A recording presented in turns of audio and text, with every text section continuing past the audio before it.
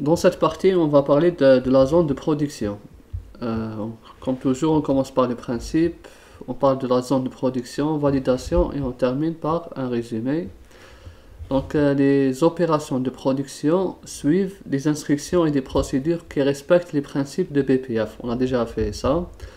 Des mesures à caractère technique ou organisationnel doivent être prises en compte pour éviter les contaminations croisées. En production, les contaminations croisées, c'est le cas qu'on doit éviter, c'est-à-dire c'est le cas qu'on rencontre le plus souvent. Toute fabrication nouvelle ou modification d'une procédure, d'un procédé de fabrication doit être validée. Les phases critiques des procédés de fabrication doivent aussi être périodiquement revalidées.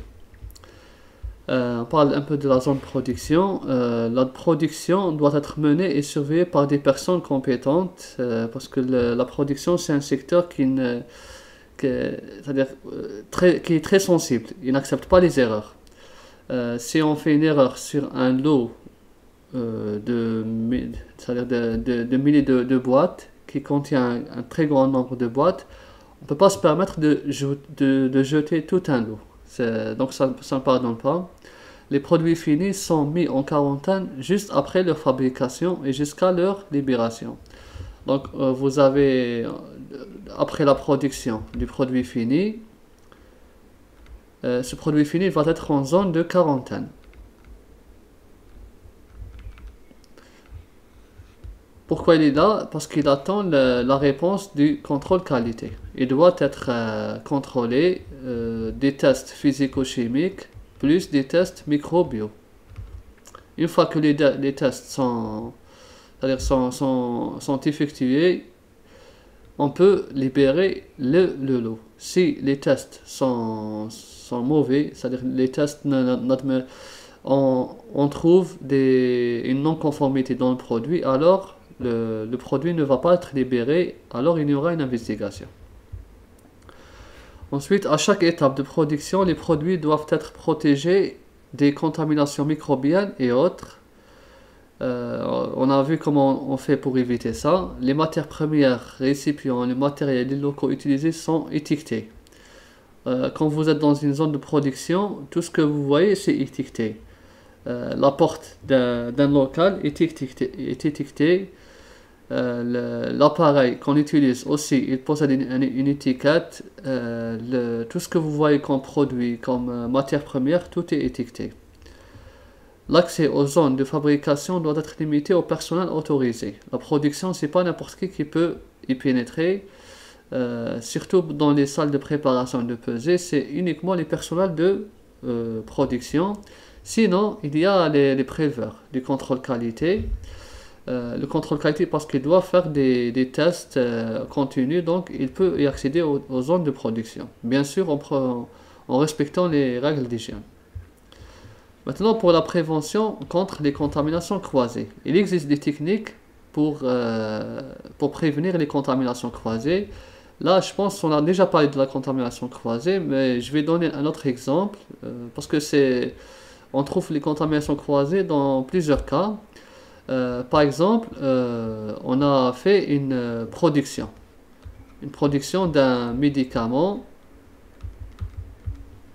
Par exemple, on va dire que c'est un médicament, le principe actif, le diclofenac, par exemple. Diclofenac, on a fabriqué plusieurs lots. On va dire 10 lots. Chaque lot, c'est 10 000 boîtes. On a terminé. Donc là, on a fait les 10 lots. Et ces 10 lots sont libérés par le contrôle qualité. Ils sont distribués. Ensuite, qu'est-ce qu'on va faire? Juste après, on va faire un nettoyage. Un grand nettoyage. On appelle ça un grand nettoyage. C'est quoi le grand nettoyage? Toute la zone de production est nettoyée. On nettoie là où il y a eu le contact avec la matière première, soit le principe actif, soit les excipients. Après le grand nettoyage, on va commencer un nouveau produit. Un nouveau produit, par exemple, peu importe, un produit, on va dire un médicament, par exemple le paracétamol. Un médicament qui contient paracétamol. Un médicament qui contient paracétamol, par exemple le Paralgan ou bien le Doliprane. Et là, on va faire la production de plusieurs lots. Après la production, on va produire les premiers lots. Et bien sûr, ils vont être mis en quarantaine. Quand ils sont mis en quarantaine, on va attendre le contrôle qualité. Et dans le contrôle qualité, on va trouver des anomalies. Par exemple, en contrôle qualité, le produit fini, généralement, c'est la chromatographie liquide. On va détecter 2 pics, par exemple.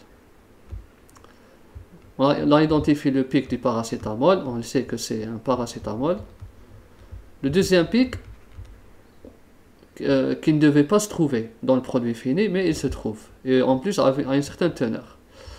Et là, on fait une enquête. On fait une enquête et on va trouver que ce pic n'est autre que le diclofenac.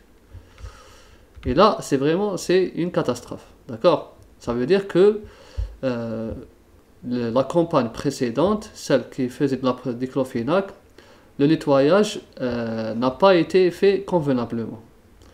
Donc, on a entamé une nouvelle production sans avoir bien nettoyé le local. Donc là, on dit que ça, c'est le cas d'une contamination croisée.